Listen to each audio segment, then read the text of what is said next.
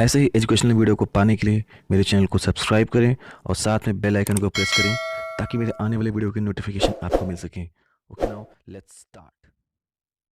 नमस्कार दोस्तों, welcome you all. आपका बहुत बहुत स्वागत है आपके अपने यूट्यूब चैनल पर जिसका नाम है a study with Anil sir. Friends, आज का जो टॉपिक है वो है स्वतंत्रता आंदोलन में प्रकाशित पत्र, पत्रिकाएं एवं पुस्तकें।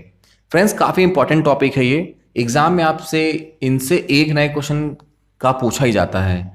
छोटा सा टॉपिक है, अगर आपको इसमें कुछ प्रॉब्लम होती है तो आप कमेंट के माध्यम से पूछ सकते हैं। अगर आपको इसमें कुछ सही लगता है तो उसको अपनी कॉपी पर नोट डाउन कर सकते हैं। So friends, without any let let's start the video. तो देखिए यहाँ पे क्या लिखा हुआ है। देखिए फ्रेंड्स, आपको बता दूं कि हमें वीडियो को इसी क्रम में पढ़ना है।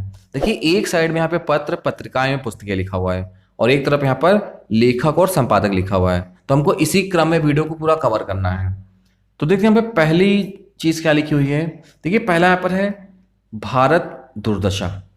इसके जो लेखक हैं ये हैं भारतेंदु हरिश्चंद्र जी, इसके लेखक हैं।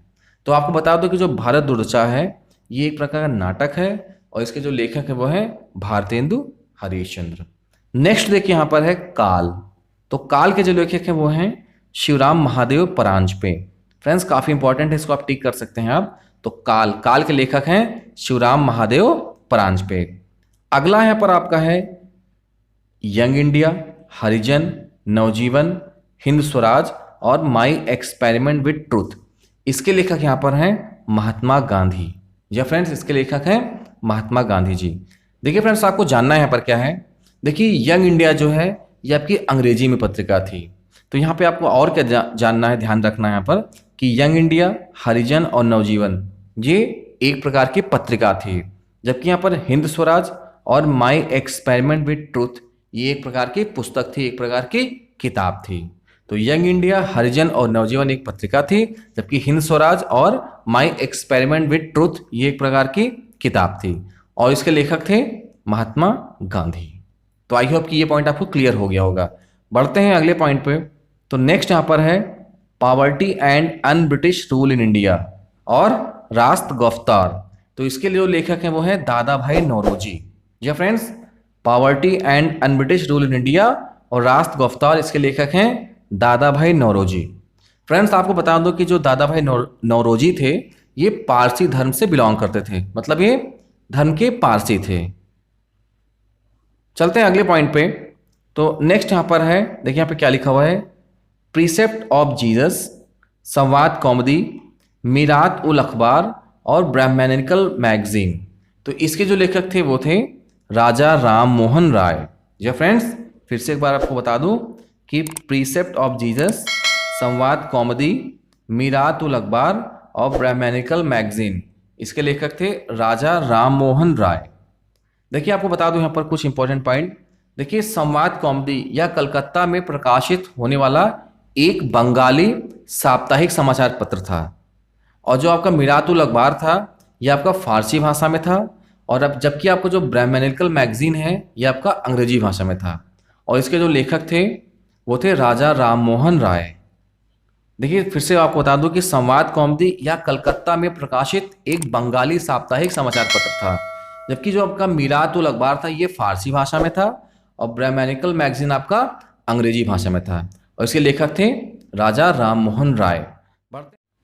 नेक्स्ट आपका यहाँ पर है अभ्युदय और द लीडर। तो इसके जो लेखक थे वो थे मदन मोहन मालवीय। जी फ्रेंड्स, अभ्युदय और द लीडर के जो लेखक थे वो थे मदन मोहन मालवीय। आपको बता दूं कि जो द लीडर यहाँ पर है ये अंग्रेजी भाषा में प्रकाशित होती थी। तो अभ्युदय और the leader Madan Mohan Malviya. Friends, कुछ बता दूं आपको मालवीय जी के बारे में।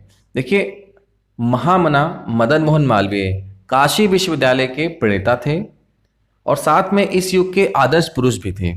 वे भारत के पहले व अंतिम थे जिन्हें महामना की सम्मानजनक उपाधि से विभूषित किया गया। तो जैसा कि आप जानते हैं कि मालवीय जी को महामना की उपाधि दी गई थी, तो एकमात्र ऐसे ही पुरुष थे, आदर्श पुरुष थे जिनको महामना की उपाधि दी गई। और आई होप कि ये पॉइंट आपको क्लियर हो गया होगा। अब बढ़ते हैं अगले पॉइंट पे। तो देखिए नेक्स्ट आपका यहाँ पर है नौका डूबी और गीतांजलि। तो इसके लेखक यहाँ पर हैं रविंद्रनाथ टैगोर जी। फ्रेंड्स, नौका डूबी और गीतांजलि इसके लेखक हैं रविंद्रनाथ टैगोर जी। चलिए कुछ बता दूं आपको इनके बारे में। तो रविन्द्रनाथ टैगोर विश्वविख्यात कवि, साहित्यकार, दार्शनिक व भारतीय साहित्य के नोबेल पुरस्कार विजेता हैं। टैगोर जी को गुरुदेव के नाम से भी जानते हैं, जैसा कि आप जानते हैं कि इनको हम लोग गुरुदेव के नाम से भी जानते हैं। टैगोर जी एशिया के प्रथम नोबेल पुरस्कार सम्मानित व्यक्ति हैं। टैगोर जी एकमात्र कवि हैं जिनकी 2 रचनाएं 2 देशों का राष्ट्रगान बनी। तो भारत का राष्ट्रगान है जनगण मन व बांग्लादेश का राष्ट्रीय गान है अमार सोनार बांग्ला। तो ये चीज आपको मालूम होनी चाहिए कि टैगोर जी एकमात्र ऐसे कवि जिनकी 2 रचनाएं हैं जो 2 देशों का राष्ट्रगान बनी। तो कौन कौन से हैं वो? तो भारत का राष्ट्रगान है जनगण मन और बांग्लादेश का जो राष्ट्रीय गान है वो है अमार सोनार बांग्ला। तो आई होप कि ये पॉइंट आपको क्लियर हो गया होगा। अब बढ़ते हैं, नेक्स्ट आपका यहां पर है केसरी, मराठा और गीता रहस्य। इसके लेखक यहां पर हैं बाल गंगाधर तिलक जी। देखिए फ्रेंड्स, केसरी, मराठा और गीता रहस्य, इसके लेखक हैं बाल गंगाधर तिलक जी। कुछ बता दूं आपको इसके बारे में। आपको जो केसरी है ये मराठी भाषा का एक समाचार पत्र है, जबकि आपका जो मराठा है ये आपका अंग्रेजी भाषा का एक समाचार पत्र है। और यहाँ पे तीसरा देखा गीता रहस्य। तो कुछ बता दूं आपको इसके बारे में कि आपका जो गीता रहस्य है इसकी रचना लोकमान्य बाल गंगाधर तिलक जी ने मांडले जेल में की थी। जी फ्रेंड्स, इसकी रचना गंगाधर तिलक जी ने मांडले जेल में की थी। तो ये भी साथ में आपको पता होना चाहिए, कभी आपसे एग्जाम अगर पूछ ले कि बाल गंगाधर तिलक जी ने कौन सी रचना जेल में की थी, तो आपका राइट आंसर हो जाएगा वो है गीता रहस्य। और कौन सी जेल में की थी? तो आपका हो जाएगा मांडले जेल। और आई होप कि ये पॉइंट आपको क्लियर हो गया होगा। अब बढ़ते हैं अगले पॉइंट पे। तो नेक्स्ट आपका यहाँ पर है अ नेशन इन मेकिंग और बंगाली। या friends, a nation in making और बंगाली। तो आपको बता दूं यहाँ पर कि जो आपका अ नेशन इन मेकिंग है ये आपकी एक पुस्तक है, किताब है, और आपको जो बंगाली है आपका ये समाचार पत्र है। और इसके जो लेखक हैं वो हैं सुरेंद्र नाथ बनर्जी। ये फ्रेंड्स, इसके लेखक हैं सुरेंद्र नाथ बनर्जी। आई होप की चीज क्लियर हो गया होगा आपको। देखिए अगला यहाँ पर क्या है, तो अगला यहाँ पर है कॉमरेड और हमदर्द। इसके जो लेखक हैं वो हैं मोहम्मद अली जौहर। या फ्रेंड्स, कॉमरेड और हमदर्द के लेखक हैं मोहम्मद अली जौहर। कुछ बता दूं आपको इसके बारे में कि आपका जो कॉमरेड है यह 1911 में कलकत्ता से अंग्रेजी का अखबार कॉमरेड था, जबकि 1913 में दिल्ली से उर्दू का अखबार हमदर्द निकाला गया। तो 1911 में कलकत्ता से अंग्रेजी का अखबार प्रकाशित किया गया, जबकि 1913 में दिल्ली से उर्दू का अखबार प्रकाशित किया गया जिसका नाम था हमदर्द। और इसके जो लेखक थे वो थे मोहम्मद अली जौहर। बढ़ते हैं अगले पॉइंट पे। तो अगला यहाँ पर है सत्यार्थ प्रकाश, और इसके लेखक यहाँ पर हैं दयानंद सरस्वती। जी फ्रेंड्स, सत्यार्थ प्रकाश और इसके लेखक हैं दयानंद सरस्वती। कुछ बता दूं आपको इसके बारे में कि सत्यार्थ प्रकाश आर्य समाज का प्रमुख ग्रंथ है। इसकी रचना महर्षि दयानंद सरस्वती जी ने 1875 ईस्वी में हिंदी में की थी।